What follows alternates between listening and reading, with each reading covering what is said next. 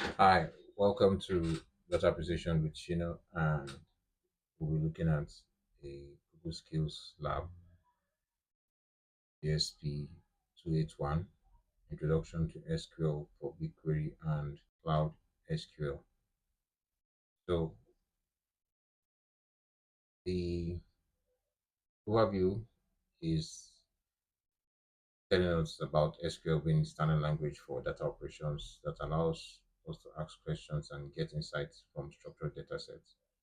It's commonly used in database management and allows us to perform tasks like transaction record writing into relational databases and petabyte-scale data analysis. So this lab is divided into two parts. The first half, we would learn the fundamental SQL querying keywords, which we will use to run a BigQuery on a public dataset that contains information on London bike shares. In the second half, we'll learn how to export subsets of the London bike share dataset to CSV files. Then we'll later upload them to the Cloud SQL. From there, we'll learn how to use the Cloud SQL to create and manage databases and tables. Towards the end, we'll get a hands-on practice with additional SQL keywords that manipulate and edit data. So in this lab, we'll learn how to read data into BigQuery. We'll execute simple queries in BigQuery to export the data, and we'll export a subset of the data into CSV file and then store that file in a new cloud storage. We'll create a new Cloud SQL instance for supported CSV file as a new table. So these are prerequisites. First, before starting this lab, we'll log out of our personal account. And remember, this is an introductory level lab. It assumes that there's no prior experience with SQL and familiarity with cloud storage. But here's about familiarity with cloud storage and cloud storage is recommended but not required. This lab will teach us the basics of reading and writing queries in SQL, which we would apply by using BigQuery and Cloud SQL. Before taking this lab, we'll consider our proficiency in SQL. We'll have some more challenging labs that will help us to apply our knowledge to more advanced use cases. So this is a lab on weather data. Let's just open into a new tab. Here's another lab on analyzing natality data using Vertex AI and BigQuery. So we'll open into a new tab.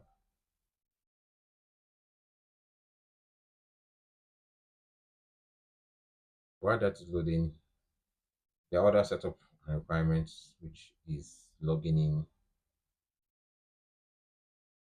through incognito. So you can see here it's written login in incognito window. And then the lab spins up resources and opens another lab that shows us the signing page, which this will go into. So these are the other labs that, so the second lab is not available, but the weather data lab is available, which is GSP281. So let's keep this up under this. Let's go back to where we started from. Now we're going to review the basics of SQL for the first task, databases and tables. Remember, SQL allows us to get information from structured data sets, and structured data sets have clear rules and formatting, and oftentimes are organized into tables and data that's formatted in rows and columns. An example of unstructured data would be an image file. Unstructured data is inoperable with SQL and cannot be stored in BigQuery datasets or tables, at least natively. To work with image data, for instance, we would use a service like Cloud Vision and perhaps through its API directly. That's the Cloud Vision API, which is also on the cloud. So here Here's an example of a structured data set. A simple table. We have the user field, we have the price field, we have the shipped field. Let's set this up so we can have pointer. So if we've had experience with Google Sheets, then we know this table before us is quite familiar. Tables have columns which I mentioned for user, price, and shipped, and there are two rows filled in the column values. Now, a database is essentially a collection of one or more tables, and SQL is a structured database management tool, but quite often, and in this lab, we will be running queries on one or a few tables joined together, not on whole databases. So we're running just on a few tables, not on the entire data. Is now the first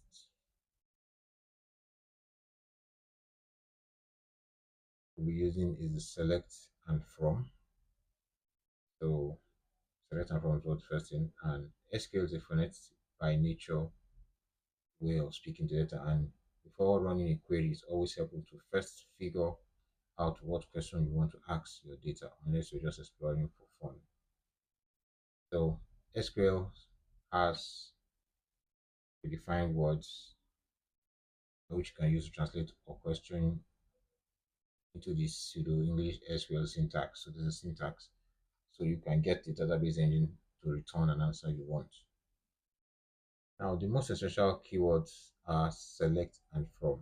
We use select to specify which fields we want to pull from the dataset, and from specify which table or tables we want to pull our data from. So an example of understanding, an example here will help understanding. Assume that we have the following table, which is example. We can see the nomenclature we have underscore to connect two words. So example underscore table, which has the columns which are user, price, and shipped. So you can see it here.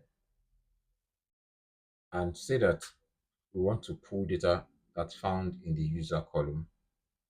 You can do this by running the following query that uses select and from. So say select user from the example table. So this is the example underscore table. Now, if we executed the above command, we'll select names from the user column that's found in the example table. We can select multiple columns with the SQL select keyword so that we want to pull data that's found in the user and ship column. To do this, we modify the query by adding another column value from our select query, making sure it's separated by a comma. So since select from the user field, comma, shipped, all taken from the example table. Running the above here, that's what we have. We're running this would retrieve from the user and from shipped data from memory. And just like that, we've covered the fundamental SQL keywords. Now, to make things a bit more interesting, here's the where. The where keyword is another SQL command that filters tables for specific column values. Say that we want to pull the names from the example table whose packages were shipped. We can supplement a query with where like the following.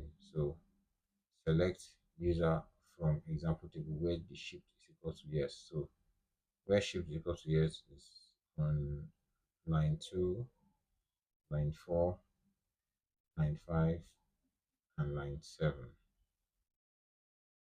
So now that we have a baseline understanding of SQL keywords, we'll apply what we've learned by running these types of queries in the BigQuery console. So there are multiple choice questions that will reinforce our understanding of the concept so far. Answer them to the best of our abilities. Now, a keyword that specifies the fields, that's the column values that we want to pull from our data set. So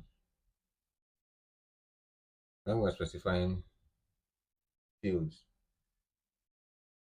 we would pick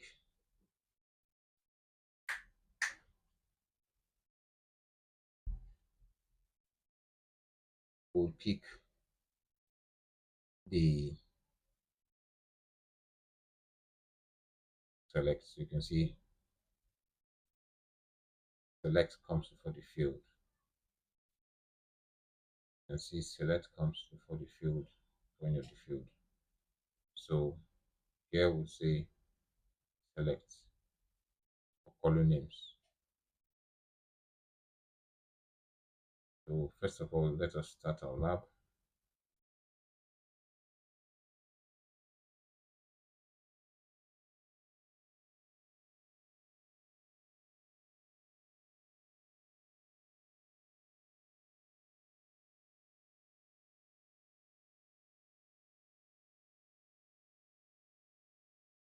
So it says select.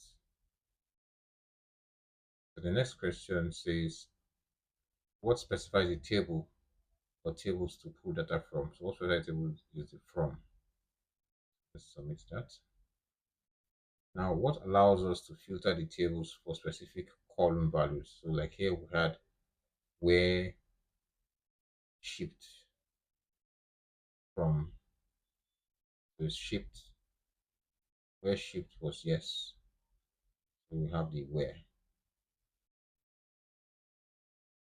So on our checkpoint to pop up to confirm where we are. So next, second task is for us to explore the BigQuery console and the BigQuery paradigm. BigQuery, come here and see BigQuery console.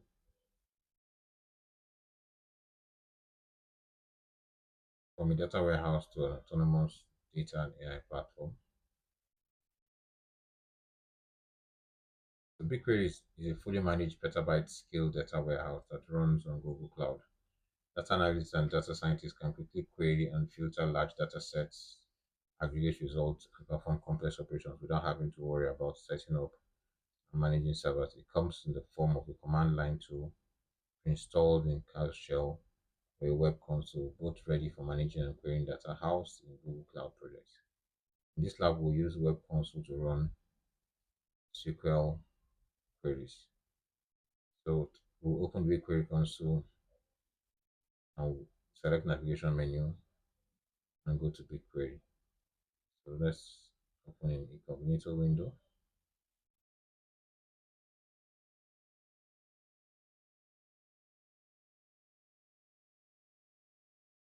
Sign in on our student account.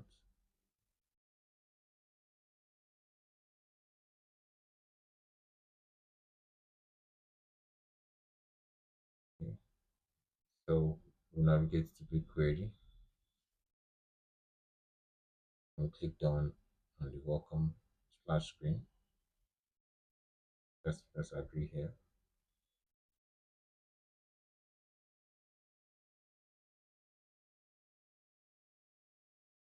Go to BigQuery, click down splash screen. So next we would take a moment to note some of the important features of the user interface. The right hand side of the console houses the query editor. So let's close this. These are our query editor. You can see we can create a new query and put in edit a query. Next, we also write and run SQL commands in the editor. Below that is query history, which is the last list of histories we ran previously. So you can see it as called job history, which is also a link here. Then we also have the left pane on the navigation menu. Apart from the self-explanatory query history, save query job history, there's also the Explorer tab. So this is our Explorer tab. You can see it here. Also, the highest level of resources in the Explorer tab contain Google Cloud projects, which are just like the temporary Google Cloud projects that you sign into and use with each Google Skills Lab. Now, try clicking on the arrow next to the project name, nothing will show up. So, this is our project.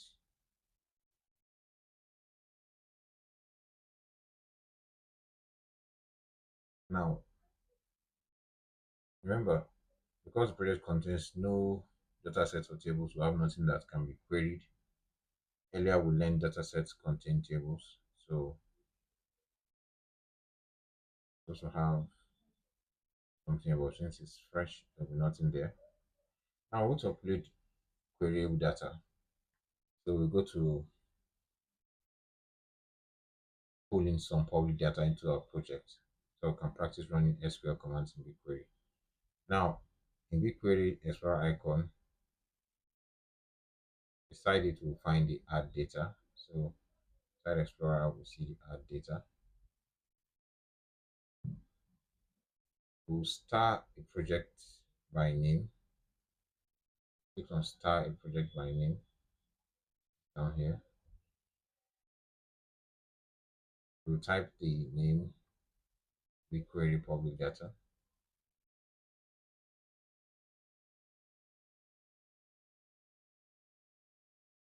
Then we'll click on start. Then we'll click on the back arrow next to add data to return to the Explorer pane.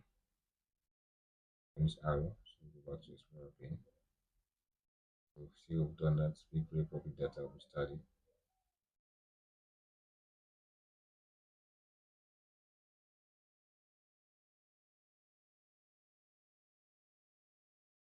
It's important to know that we are still working from our lab project in the new tab. That's in the tab which we open.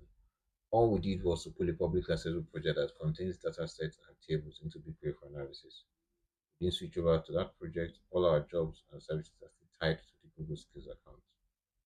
Now in the Explorer pane, we'll click on the BigQuery public data project name and we'll click on datasets. Click on this.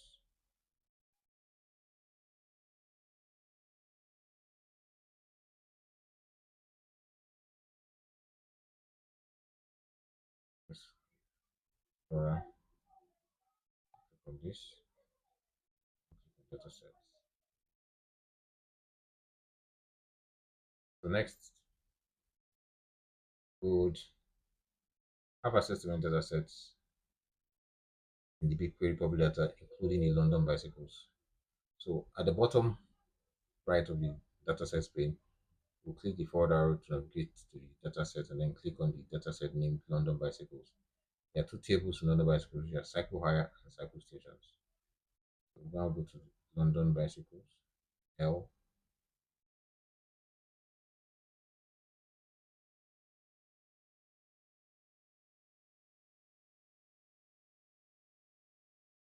O,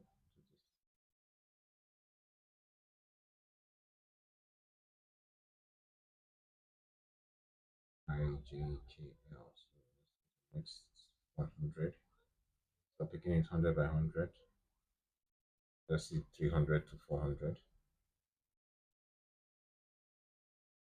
Looking for LIJKL, London bicycles. So this is London bicycles. Units. So we have it here, two tables, cycle hire and cycle stations.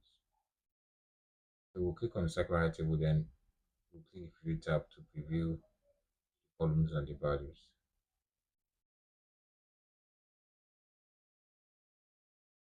Click on this.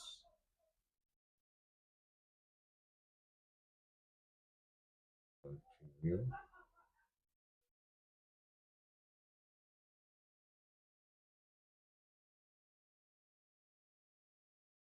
We have seen our columns and our values. These are our columns and the values.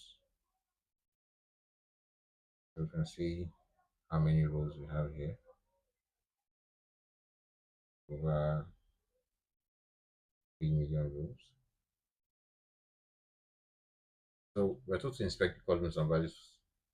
Now we're to run some SQL queries on the bicycle hire table. So first we'll select from, we use select from and where in BigQuery. So in the query tab, we'll copy and paste the following query. Then we'll click on run. Go to our query tab.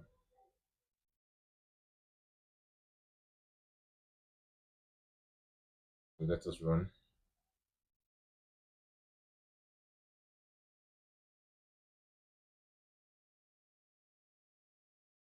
We have a pop-up message concerning on-demand custom pricing. We'll ignore it for now. So we have station names. Because here we said we wanted end station name from this table. Now we'll see, just like I said, we have 83 million rows in the single column that was queried. We can also find how many bag trips were 20 minutes or longer. So we'll use this query.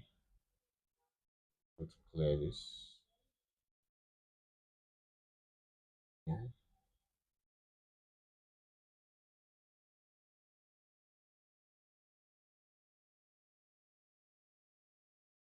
So remember I was saying where duration was 1200. So our query is still running.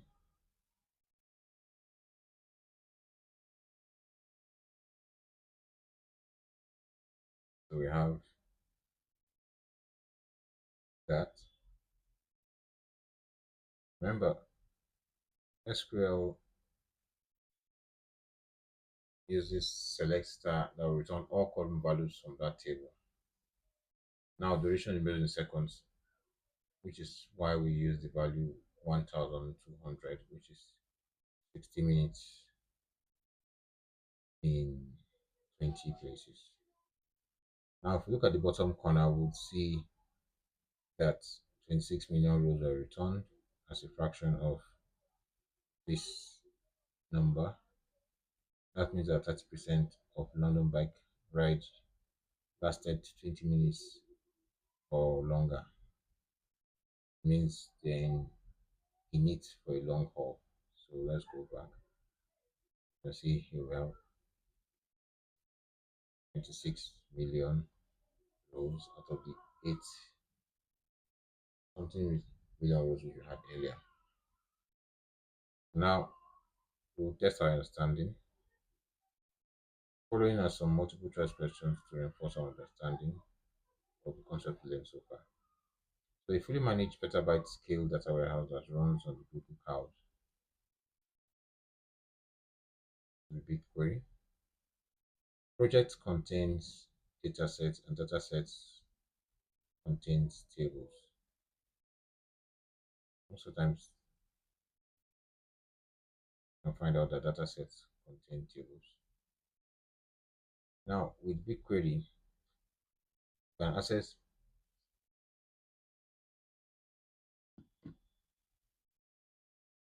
BigQuery, we can access datasets shared publicly from other Google Cloud projects. Yes, that is true. Just like we're using the bike share data. Now, our next task.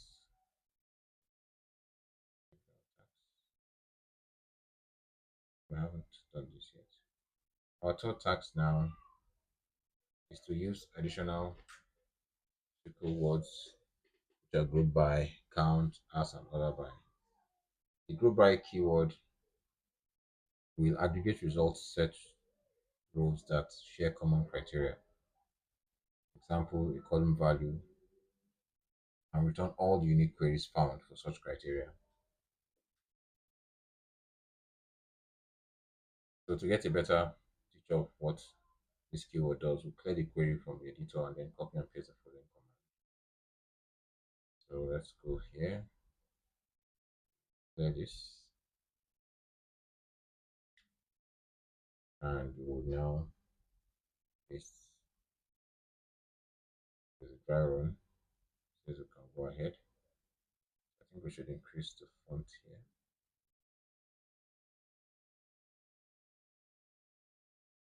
We run it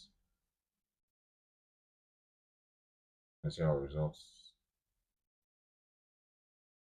Then the results are a list of unique non-duplicate columns. Because remember, we are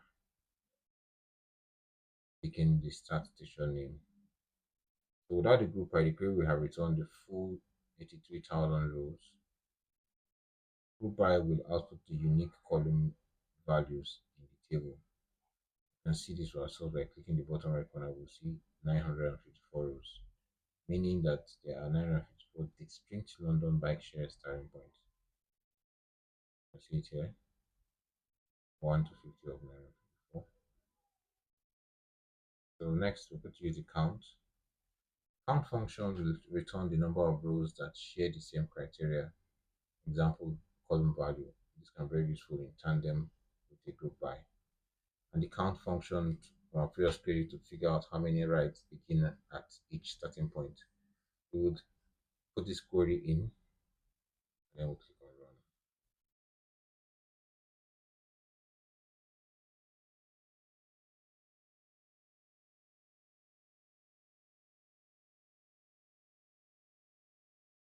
Query is running, and these are our results.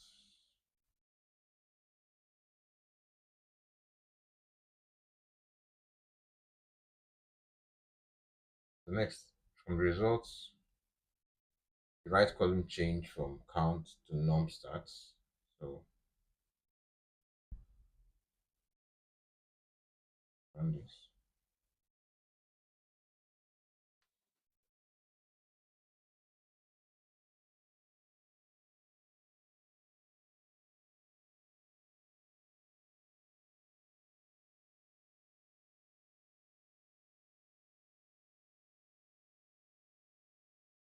Next, we're going to use the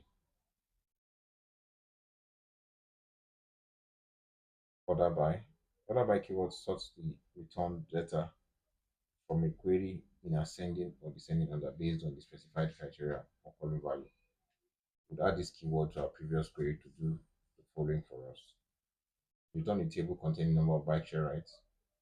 Return a table that contains the number of bike share rights that begin each at the starting session and organized numerically from lowest to highest.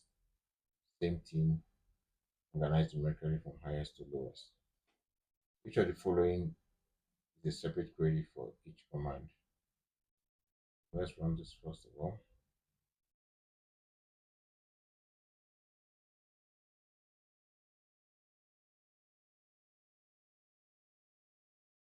Let's do this.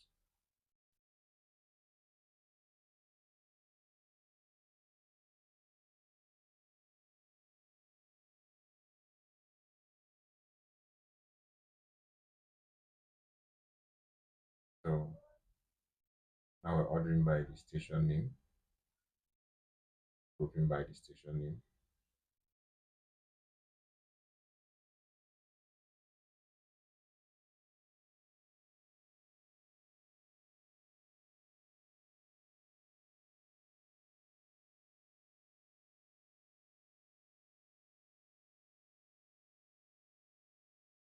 Now we're ordering by numbers. You can see them here. Next,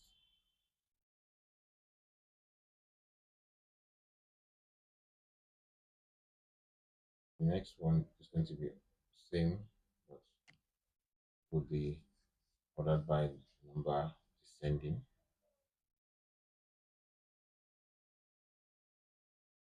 So you can see numbers here descending from the highest to the lowest. So now the following are some multiple choice questions to reinforce our understanding of the concepts covered so far. Aggregate rows that share common criteria, example column value, and return all the unique entries for such criteria. So unique entries for such criteria will be count. Oh, sorry. Unique entries, column value,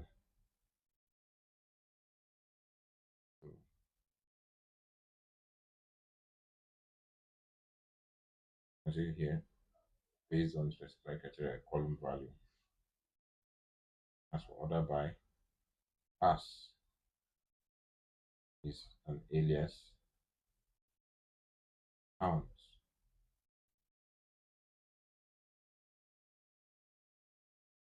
group by, common criteria, control on looking. So our answer is group by. Sorry about that. The next is SQL function that will count and return number of rows that share a common criteria. Share a common criteria.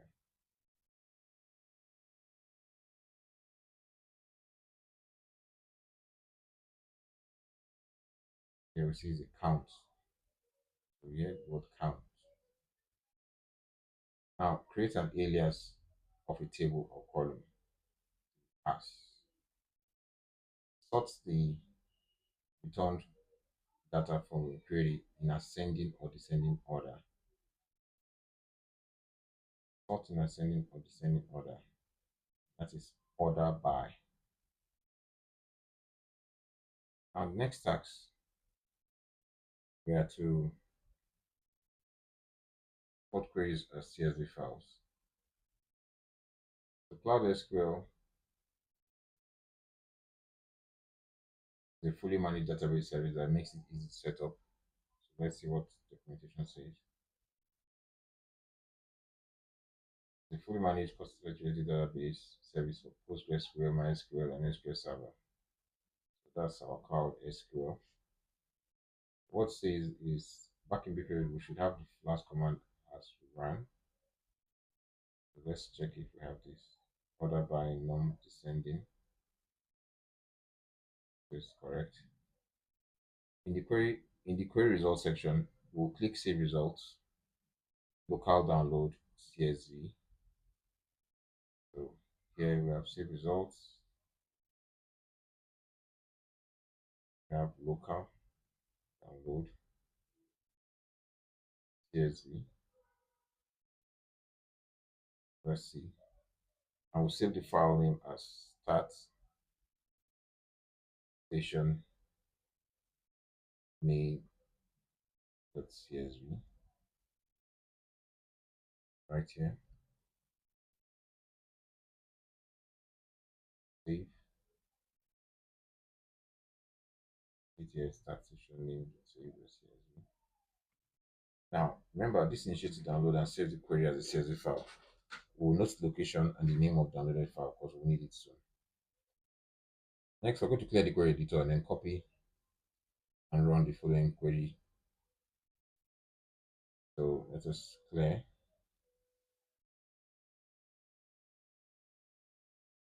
And we run this. Remember, it's going to return a table that contains the number of bike share rides that finish in each ending station. It's organized numerically from the highest to lowest number of rides. So select the end station count as number from. Let's run it. I'm grouping by end station name and ordering by numbers descending. So you can see numbers descending. Now, the table contains the number of bike share rides that finish in each ending station and is organized numerically from the highest to the lowest number of rides. In the query results section, we'll click and save the routes and local download CSV and we'll save it as this name. Let's go ahead to do that.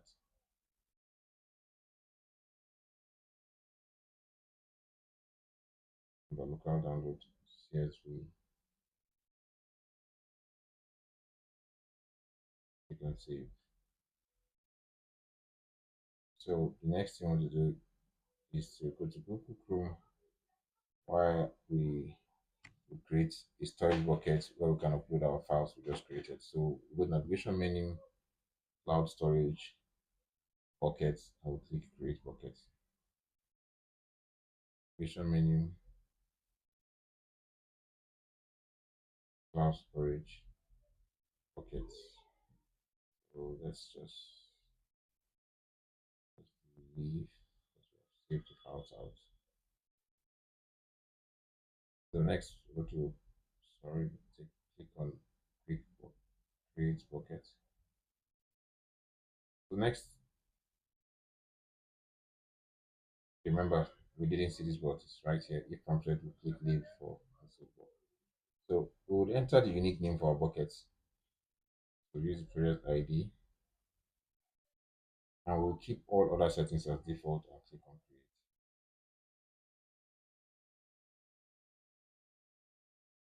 So we'll click others, leave others as default, and we'll click on create.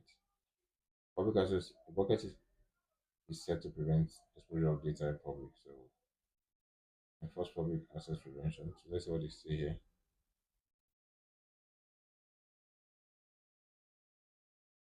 We don't have any. Let's just click on confirm. You can see here it's created the bucket with this name.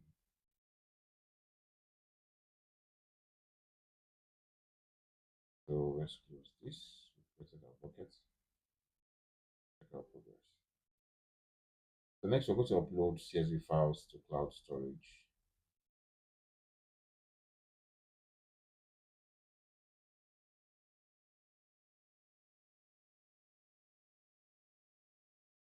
So let's see how we upload files. And we select the file that contains the station, that station name data. So let's upload the file. Uploading the that station name. Folder started, folder completed. Restart. Next, we'll repeat the same thing for the end station.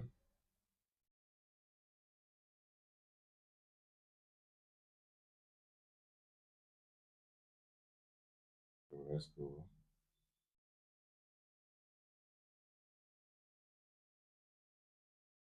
That. So like that.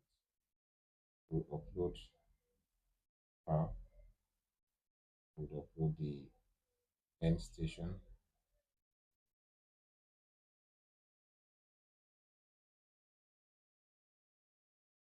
We have our start and end station here uploaded. Now we may need to refresh the page, which we do not need to because we see our files. So next we're going to create a Cloud SQL instance. We'll go to navigation menu, we'll click on Cloud SQL.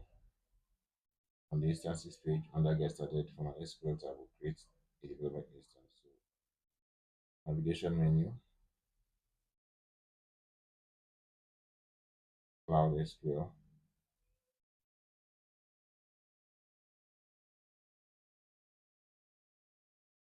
So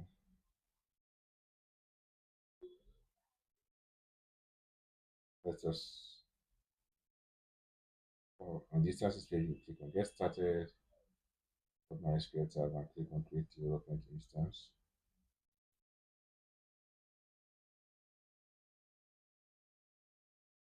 Here we have the Create Development Instance. Under the Get Started, we have the Create Development Instance. So you can see for the development instance, we have the Cloud SQL Enterprise Edition, MySQL 8.4, for virtual CPUs, 32 gig RAM, 250 gigabyte SSD storage, single zone, and up to 35 days PITR. So we can check what this 35 days PITR means. PITR is continuous backup and point in time recovery based on Google Cloud.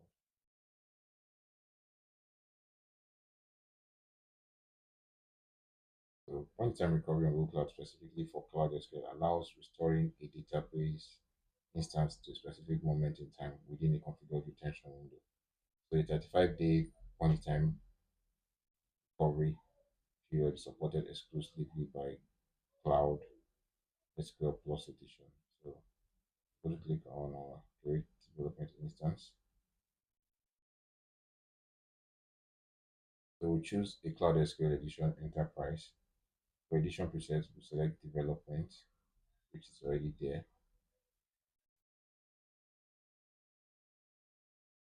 enterprise,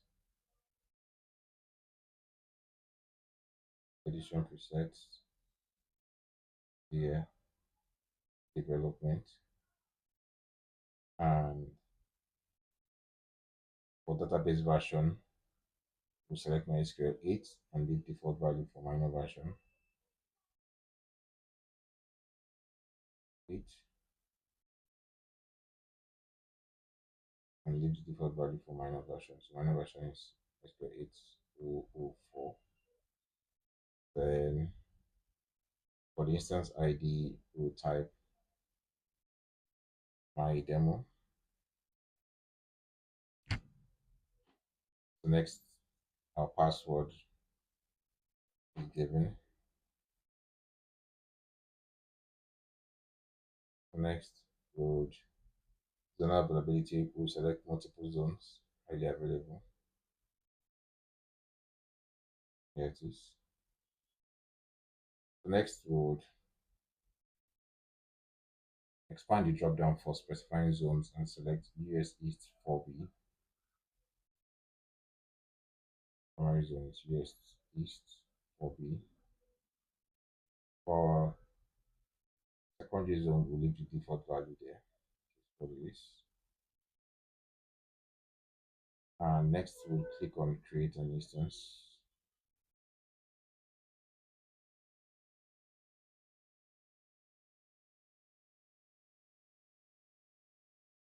So we have it running.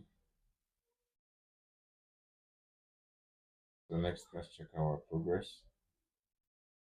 So what we'll do next, we're going to create a Cloud SQL database and table. We'll connect to the Cloud SQL instance. So now that we have a Cloud SQL instance up and running, we create a database inside of it using the Cloud SQL command line. On the Cloud SQL page for our instance named my demo, we'll scroll to the section named connect to this instance and click open shell. So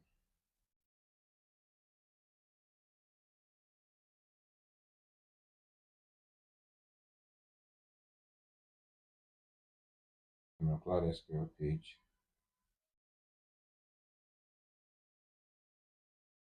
we'll scroll to the section named connect to this instance and click open cloud shell. You can see connect to this instance here. The open cloud shell.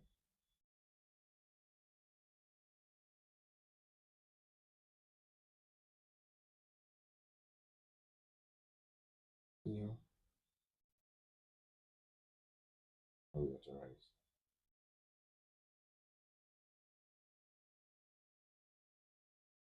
So next, we'll run a pre-populated command to connect to our SQL instance, replacing first my demo.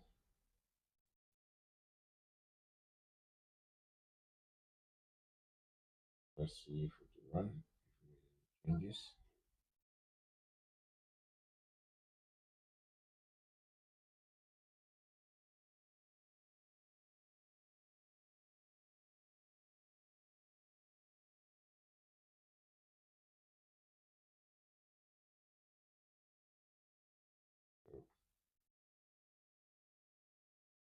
So run the pre-populated command to connect to our SQL instance by replacing my demo.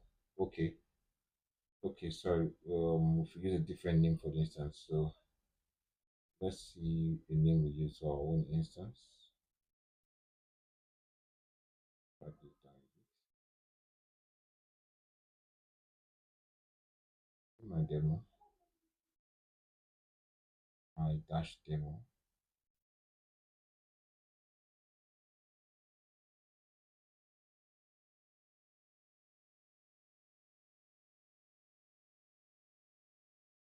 Oh, made a mistake. I connect twice.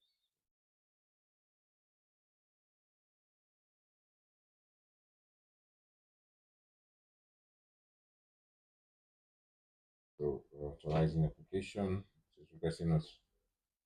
We're connecting to the SQL user root and it's requesting a password. So when prompted, we type the root password and set the instance. So remember the password was this.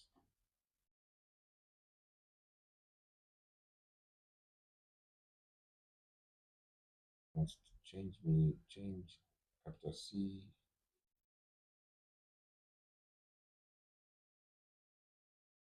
capital M.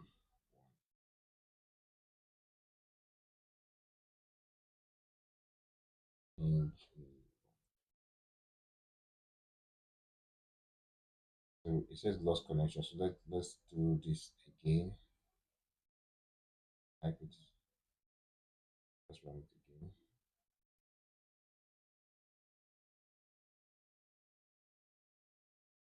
Yes.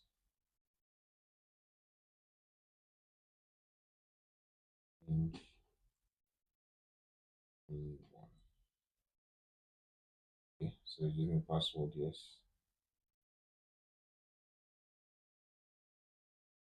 The next is also to give us welcome to my display monitor. Package receptive, so I think we haven't gotten what we want.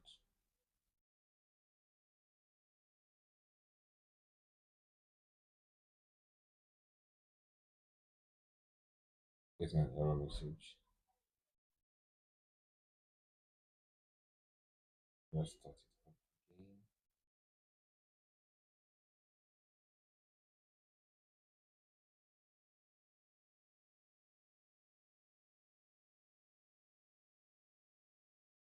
I think we should. Let's do this again and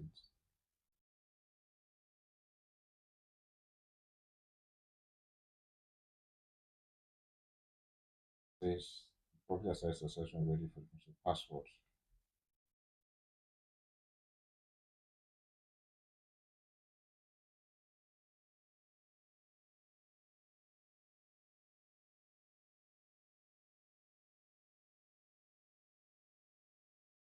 Yeah, access tonight. So I think we should pick an older. So let's use this password. So let's run this first of all. Then when prompted, type the root password to set your instance. So this is use this when we connected database SQL instance.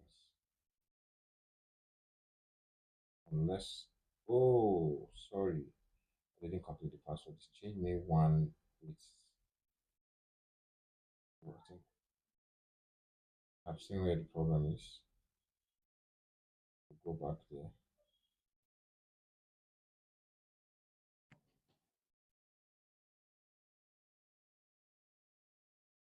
So yes, correct password.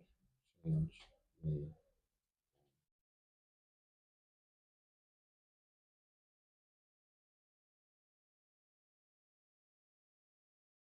Send an error message.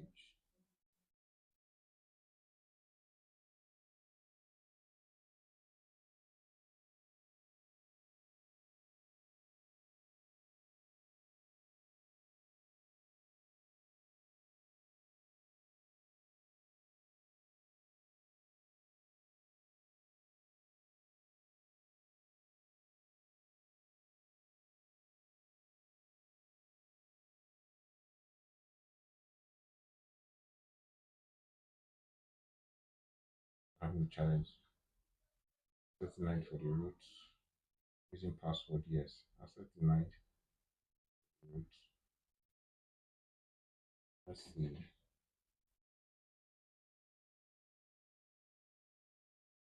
Copy this out.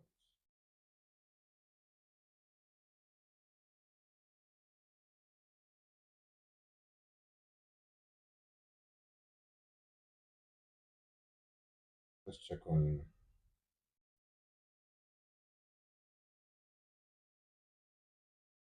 Gemini. What this means.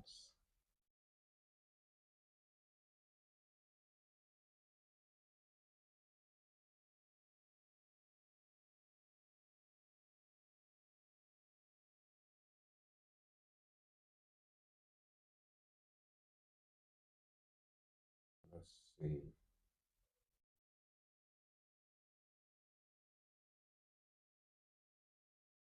I'm working on,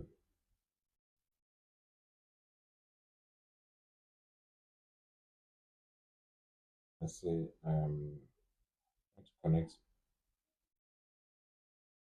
my instance that SQL monitor.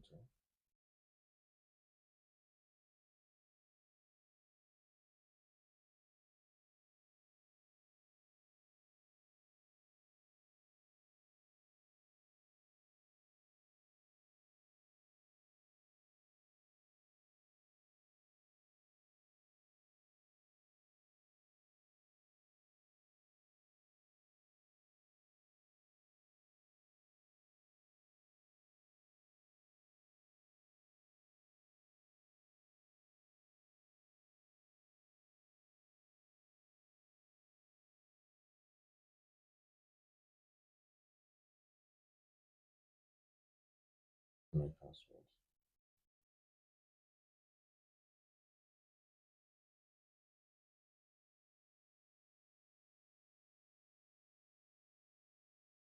This is a handshake error at the finish line. So specifically means that our connection reached the database, MySQL rejected the credentials, and here's how to troubleshoot it.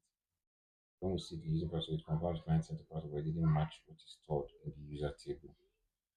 We copied and pasted our password from the notepad that included a trailing space.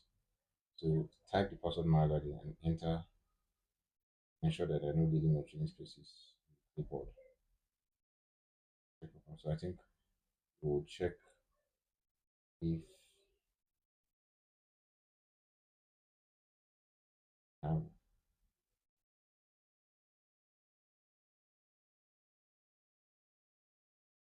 change me one.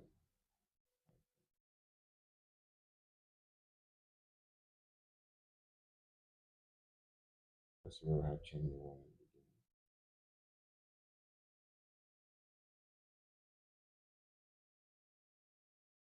There's a space. So let's go back there and then put in the password.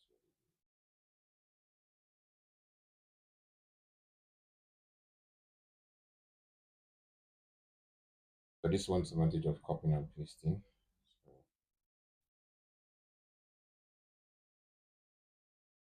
please change me one.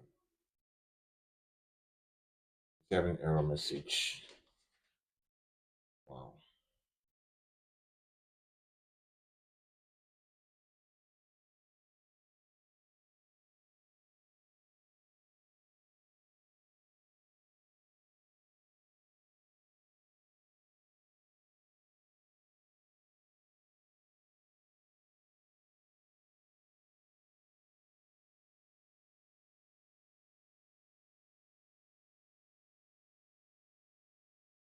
We should change the password.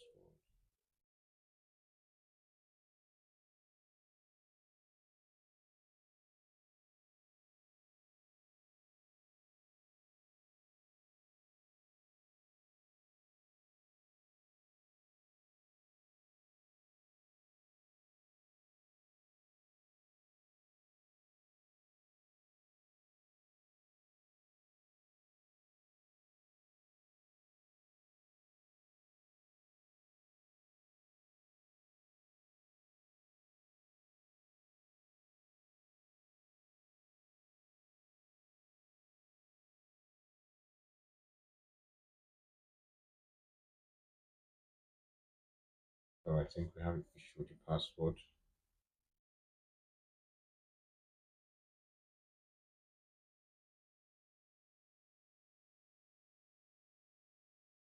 Keep trying to get the password a bit. It will be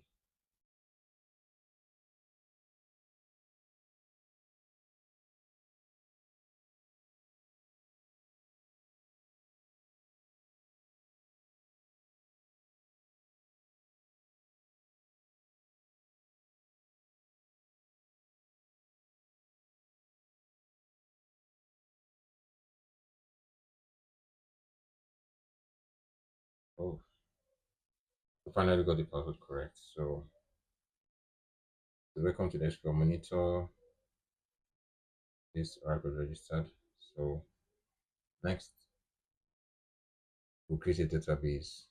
So the Cloud SQL comes with pre-configured database, but we'll create our own to store the London spec bike share data. We'll run the following MySQL server prompt to create a database called bike.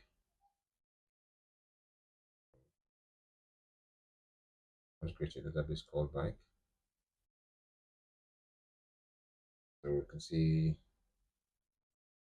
telling us one row created.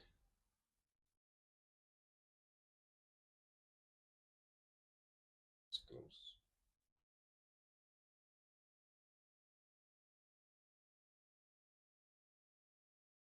See one query, okay, one row created. So next, it's same thing here. Next, we're going to make a table inside the bike database by running the following command. Use bike, create table London 1, start station name, variable character, number integer. This statement uses create keyword, but this time it uses the table clause to specify that it wants to build a table inside of a database. The use keyword specifies a database that we want to connect to. So that now.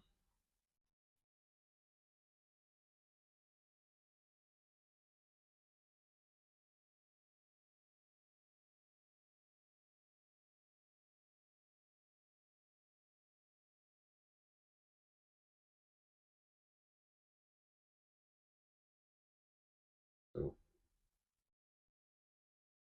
next we're going to now create another table named London 2 by running the following command.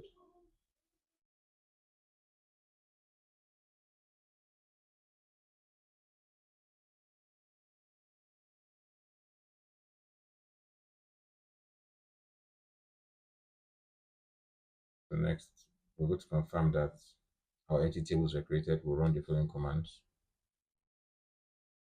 to show us all underneath London 1 and London 2.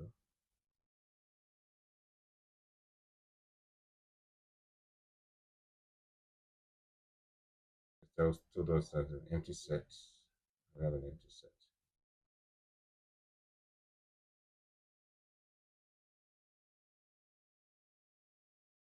Let's copy it one by one.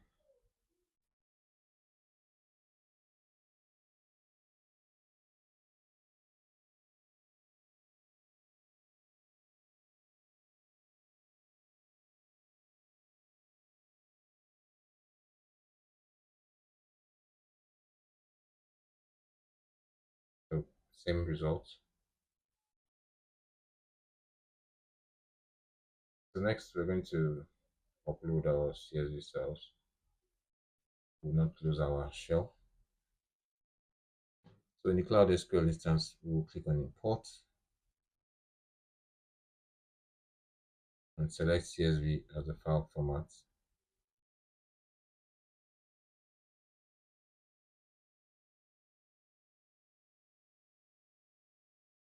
Here, you can see import right here.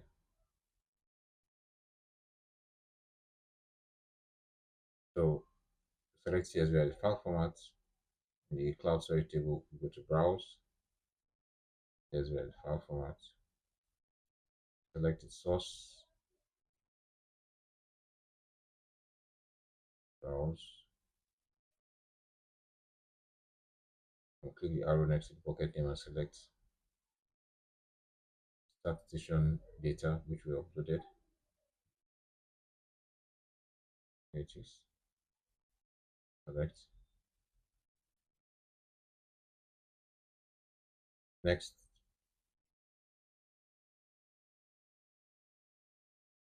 we will select the bike database and then click type in London 1 as our table.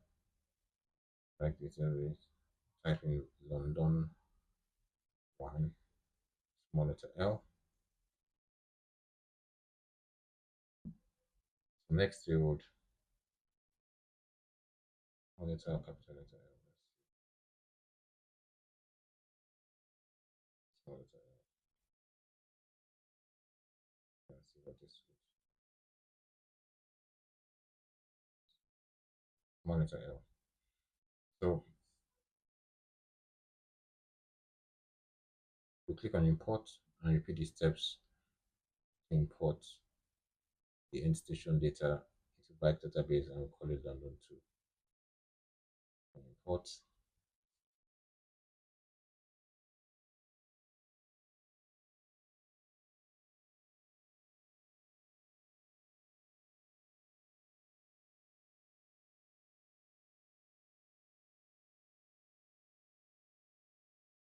Telling us that we have, so okay, we couldn't come here because this operation was running earlier. So remember, an operation has to end before we can have access to the import. So now we have access to it.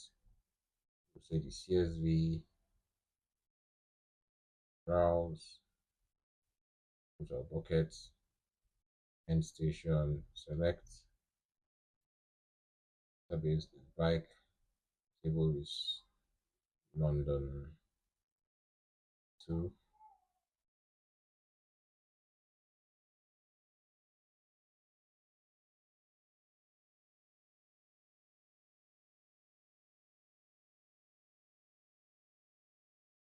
So we have the operations and logs here showing us what is going on.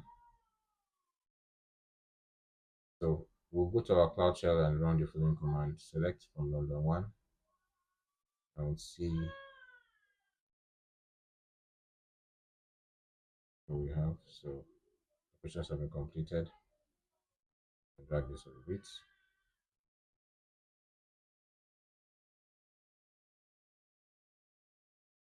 That's it. 955 rows in the set. These are our results.